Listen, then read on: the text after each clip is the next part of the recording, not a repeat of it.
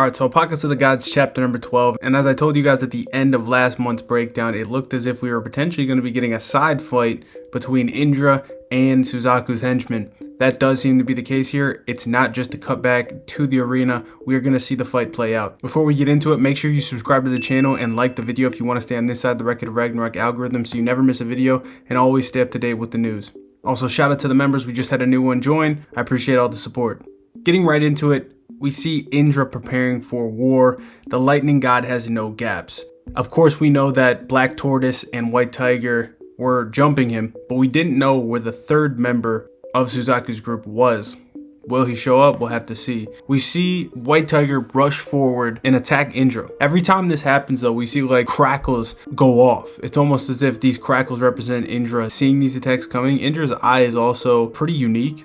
So I wonder if he does have an ocular ability and it'll just be revealed later on. But basically, as White Tiger rushes in to throw a punch, Indra has that crackle and then he counters and punches White Tiger right in the face, drawing a bunch of blood. There's lightning all around Indra's body as well. It's really cool. White Tiger thinks to himself, now kill him, Zon Wu, which is Black Tortoise.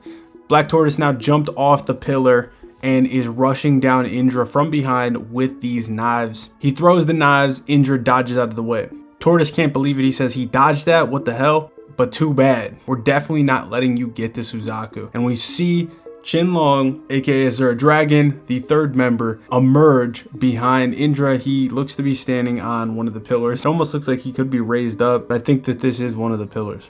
Qinlong tries to off guard Indra, but again, you see this crackle effect and a close-up on Indra's eye. Indra once again is able to react, counter, and land a punch on Qinlong, but it doesn't send him flying. Qinlong still did get off his attack, still tried swiping his sword at Indra. We see that Qinlong takes pretty heavy damage, but Indra was able to land his attack and evade Qinlong's sword. Tortoise then says, impossible. Before, I was letting my killing intent leak out just enough. So he's talking about when Indra realized that he was going to be getting attacked by multiple people last chapter when he was talking to White Tiger, but then still sensed Tortoise hiding in the shadows. But he kept his completely suppressed, talking about Qinlong. So Qinlong didn't give any tells that he was in the shadows, yet Indra still sensed him. That surprise attack from his blind spot, it should have definitely worked. Qinlong says he didn't just evade it, he managed to counter it. And Tiger says, this asshole, clearly he's well versed in many on-one fights. Again, close up of Indra here with lightning surrounding him and the crackle effect. Qinlong says, we need to reverse our evaluation, and Tiger says, yes. Thunder God Indra, I heard you were one step below the god of destruction Shiva, but that doesn't seem to be the case. And Tortoise says, and here I thought that amongst the Hindu pantheon, you were all one-on-one fools. Indra says one-on-one fool, and he starts dying laughing. One-on-one fool, huh? That's great. And Tiger says, oi, what's he laughing at? Now here, this implies that they think that he's potentially on Shiva's level.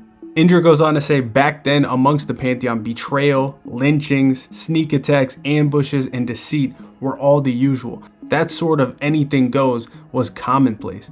It was a damn terrible place. And amongst that harsh, savage world, that guy, that one-on-one fool, he managed to make it to the peak of Svarga. So he's talking about Shiva, and he says, just how incredible is that?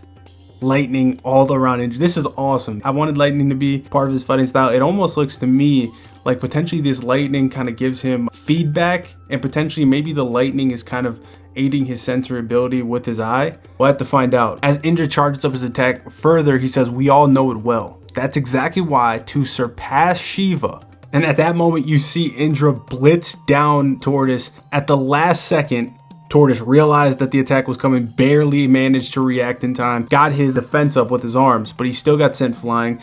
And even though he got his guard up, he still took massive amounts of damage, spits out a ton of blood from his mouth, as all he can think is fast. Tiger is absolutely befuddled. He's looking at where Tortoise just got hit, but Indra's already behind him.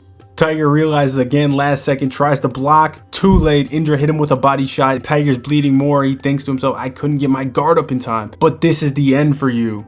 As Qinlong once again is now behind Indra with his sword preparing to strike him down. And we get this dialogue that says, back then in that savage world, the weapon that I tempered and refined, no matter what surprise attack came and no matter how many came at me at once, is my lightning fast counter. This is insane because effectively like what we have here is that the thought that Indra was going to be weaker than Shiva. But then, I mean, we obviously don't know if they truly know how strong Shiva is, but now they think that that's not actually the case, that this guy's probably on par. And now Indra himself is saying, what I did to surpass Shiva was refine and temper his lightning fast counter. And at this moment, what you see is that he does react to Qinlong, turns on him, and slams him with this attack.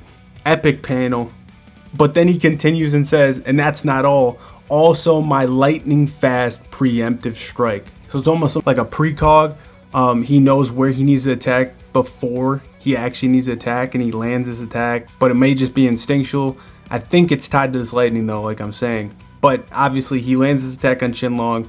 White Tiger tried to attack it again, and then Indra sent off that preemptive strike, hits White Tiger again, drops him to the ground. And then now, as he walks away from Tiger's body, and it seems like he's beaten down all these people, he says, when these two blades come together, their name is Vajra.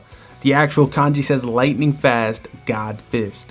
Vajra. As we see the carcasses of these three other gods, Indra says, sorry about that, I gotta get going. They're barely struggling to try to get back to their feet. And he says, if I got stopped at a place like this, then beating that guy would just be a fantasy. So he does intend to try to fight Shiva and defeat him. He honed that ability to get stronger. We don't know if he had actually surpassed Shiva or not. Tortoise says, I finally understand, you're strong, really strong. But, and then all of a sudden, Indra stops in his tracks.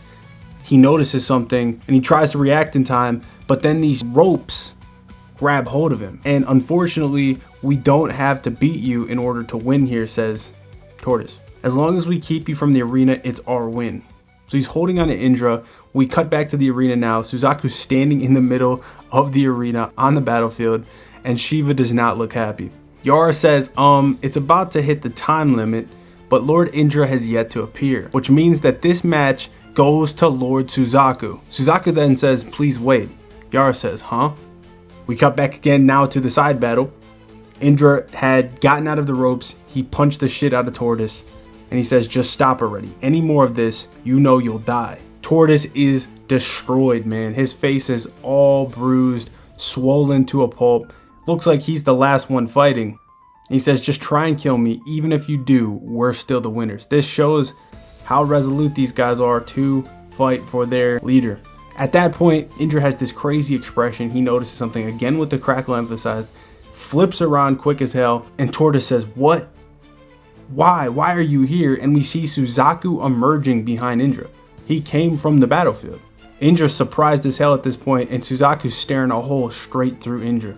Indra says, what are you planning? You here to fight me as the leader of the four gods?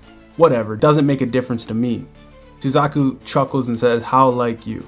Thunder God Indra, true to the rumors. No, you're even a greater warrior than the rumors suggest, which is precisely why.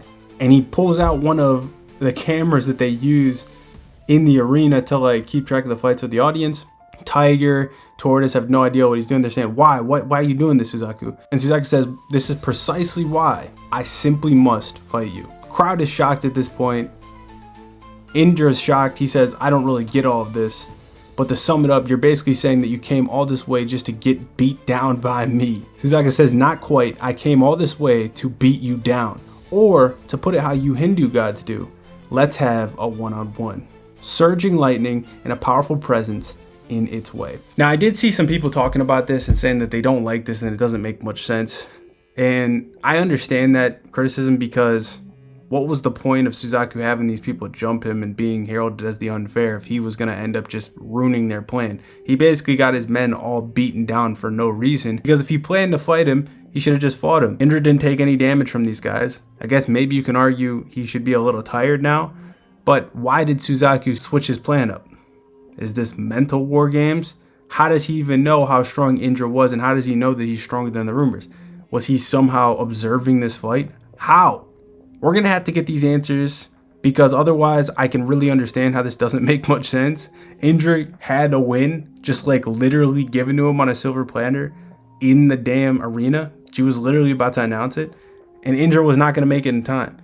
So I'm split 50-50 on this. Obviously, I'm hyped for the fight. Indra's ability seems really cool. Like I said, my prediction is that he honed the lightning to such a way that it basically gives him some kind of precognition. Can't wait to get those answers. Can't wait to see how Suzaku fights. Suzaku looks extremely confident, even despite seeing his men all beaten down. So I guess he's going to be stronger than all three of his men together. Let me know your guys' thoughts on this. Are you excited for this fight? And what do you think of Suzaku's decision to actually take the fight instead of taking the win?